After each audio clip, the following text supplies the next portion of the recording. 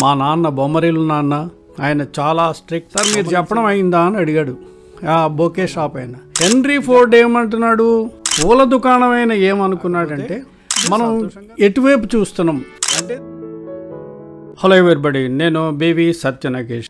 ఏదైనా మనం అర్థం చేసుకోవడం బట్టే ఉంటుంది, దీన్నే పర్సెప్షన్ అని కూడా అంటారు. బొమ్మరిల్లు అనే సినిమా వచ్చింది, అందులో బొమ్మరిల్లు నాన్న బొమ్మరిల్లు నాన్న అని చాలామంది అనటం విన్నాను. నా దగ్గరికి కౌన్సిలింగ్కి వచ్చిన కొంతమంది యువతీ యువకులు మా నాన్న బొమ్మరిల్లు నాన్న, ఆయన చాలా స్ట్రిక్ట్, బొమ్మరిల్లు సినిమా చూసారా సార్ అని అడుగుతూ ఉంటారు. కానీ ఒక విషయం గుర్తుపెట్టుకోండి, బొమ్మరిల్లు నాన్న అనేవాడు ఉన్నాడు అంటే బొమ్మరిల్లు కొడుకు బొమ్మరిల్లు కూతురు కూడా ఉన్నట్టే కదా. వాళ్ళు కూడా ఏమైనా తప్పులు ఉంటాయేమో కూడా మనం ఒకసారి గమనించాలి కదా. సినిమా చూసిన వాళ్ళకి తెలుసు బొమ్మరిల్లు కొడుకు చేసిన తప్పులు ఏంటో. సో ఇక్కడ సినిమాని నేను విశ్లేషించట్లేదు, సినిమా జోలికి నేను పోవటం లేదు. కాకపోతే మనం ఎటువైపు చూస్తున్నాం అంటే తండ్రి చేసే తప్పులు చూస్తున్నామా కొడుకు చేసే తప్పులు చూస్తున్నామా అనేది మనం చూసేదాన్ని బట్టి ఉంటుంది. ఇదంతా ఎందుకు చెప్పానో చెప్తాను మీకు. హెన్రీ ఫోర్డ్ పేరు వినని వాళ్ళు ఎవ్వరూ ఉండరు. హెన్రీ ఫోర్డ్ ఒకసారి ఉదయాన్నే లేచి ఒక బొకే కొనడానికి ఒక షాప్కి వెళ్ళాడు. ఆ షాపు ఓపెన్ చేసి లేదు, ఉదయం 7:30 అయింది. ఒకసారి ఇలా వాచ్ చూసుకున్నాడు, చూసుకుంటే 7:30 అయింది, ఇంకా తెరవలేదు. ఏదో వీళ్ళు ఇలా చేస్తారేంటి అనుకుని మళ్ళీ ఇంటికి పోయాడు. మళ్ళీ కొద్దిసేపు అయిన తర్వాత వచ్చాడు, అప్పుడు కూడా ఓపెన్ లేదు.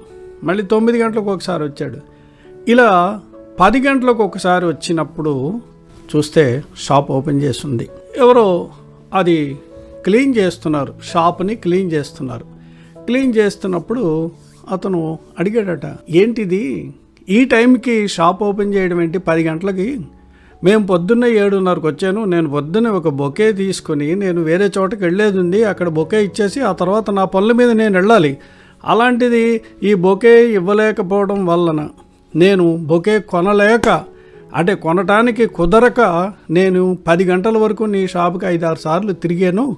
ఎవరు మీ ఓనర్, ఎవరు, ఎక్కడ, ఎందుకు ఇలా చేస్తున్నాడు అని కొద్దిగా గట్టిగానే చెప్పాడట. అప్పుడు తర్వాత ఓనర్తో చెప్పాటే, ఎందుకు ఇలా చేస్తారు అంటే, ఏం సార్ మీరు ఇప్పుడు ఏం చెప్పదలుచుకున్నారో చెప్పండి, మీకైతే బొకే ముట్టింది కదా. నాకు ఇప్పుడు బొకే ముట్టింది 10 గంటలకి, కానీ నాకు అది 7:30కే ముట్టుంటే నేను అది తీసుకుని ఒక చోటకి వెళ్ళాలి, అది నీకు చెప్పేది కాదు, అక్కడ అది ఆ బొకేని అక్కడ ఉంచేసి నా పనుల మీద నేను వెళ్ళిపోయేవాడిని కదా, నా టైం అంతా వేస్ట్ అయింది కదా.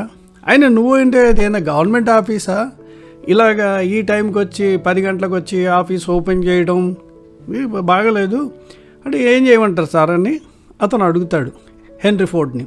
అప్పుడు ఆయన అంటాడు, నువ్వు ఉదయాన్నే రా, షాప్ ఓపెన్ చేయి, చాలామందికి నాలాంటి వాళ్ళకి నువ్వు బొకే ఉదయాన్నే ఇవ్వచ్చు, వాళ్ళు కొనుక్కుంటారు వెళ్ళిపోతారు, వాళ్ళ పనులు వాళ్ళు చేసుకుంటారు, వాళ్ళకి పనులు చేసుకునేలాగా నువ్వు అవకాశం ఇస్తున్నావు కదా.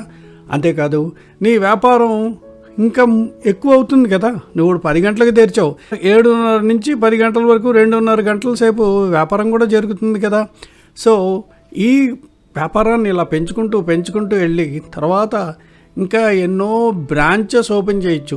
ఆ బ్రాంచెస్ ఓపెన్ చేసిన తర్వాత అందులో కొంతమంది సేల్స్మెన్ని పెట్టచ్చు, వాళ్ళకు కూడా ఉద్యోగాలు వస్తాయి, ఇంకా బొకేలు అమ్మచ్చు, ఎన్నో లాభాలు వస్తాయి, ఎంతోమందికి ఉపాధి కలుగుతుంది. చివరికి నువ్వు హాయిగా ఇంట్లో కూర్చొని రెస్ట్ తీసుకోవచ్చు అప్పుడు. ఎందుకంటే నువ్వు ఎవరికైతే ఉద్యోగాలు ఇచ్చావో వాళ్ళు అంతా కూడా నీ వ్యాపారం చేస్తూ ఉంటారు, నీ వ్యాపారం వేరే వాళ్ళు చేస్తున్నప్పుడు నువ్వు హాయిగా ఇంట్లో కూర్చోవచ్చు కదా అన్నాడు. సార్ మీరు చెప్పడం అయిందా అని అడిగాడు ఆ బొకే షాప్ అయినా. నేను చెప్పడం అయింది, ఏంటి చెప్పన్నాడు. సార్ మీరు ఏమన్నారు, ఇప్పుడు ఇంట్లో హాయిగా కూర్చోవచ్చు కదా అన్నారు కదా, ఇప్పుడు నేను 10 గంటల దాకా అదే చేశాను, 10 గంటల దాకా హాయిగా కూర్చొని ఇప్పుడు వచ్చాను, షాప్ ఓపెన్ చేశాను, ఏంటి పెద్ద తేడా అన్నట్టు. ఇక్కడ ఒక విషయం అర్థం చేసుకోవాలి మనం. హెన్రీ ఫోర్డ్ ఏమంటున్నాడు, నీ వ్యాపారం లిమిట్ చేసుకుంటున్నావు, నువ్వు దీన్ని ఎక్స్పాండ్ చేయొచ్చు, ఎంతోమందికి నువ్వు ఉద్యోగాలు ఇవ్వచ్చు. అంటే పువ్వులు పండించేవాళ్ళు, పువ్వుల్ని కోసి వాటిని బాక్సుల్లో పెట్టేవాళ్ళు, అలాగే ఆ బాక్సులన్నీ కూడా ట్రాన్స్పోర్ట్ చేసే truck owners, truck drivers, petrol, అలాగే ఇక్కడ చేరిన తర్వాత అనేక షాపులకు అందించాలి. ఆ షాపులు రెంటు, ఆ షాపుల్లో పనిచేసే వాళ్ళు అంతా కూడాను ఎవరైతే ఈ బొకేలు అల్లుతూ ఉంటారో, బొకేలు చేసేవాళ్ళు, వాళ్ళందరికీ కూడా ఇంతమందికి ఉద్యోగాలు వస్తాయి కదా, వాళ్ళందరూ బాగుపడతారు కదా, నీ ప్రాఫిట్ కూడా మల్టిపుల్ అవుతుంది కదా, హ్యాపీగా ఉంటుంది. నీ విద్యను ఇంకా ఎంతోమందికి పంచిపెట్టినట్టు అవుతుంది, ఎంతోమందికి భవిష్యత్తు చూపించినట్టు అవుతుంది కదా అనేది నా ఉద్దేశం అని హెన్రీ ఫోర్డ్ అనుకుంటాడు.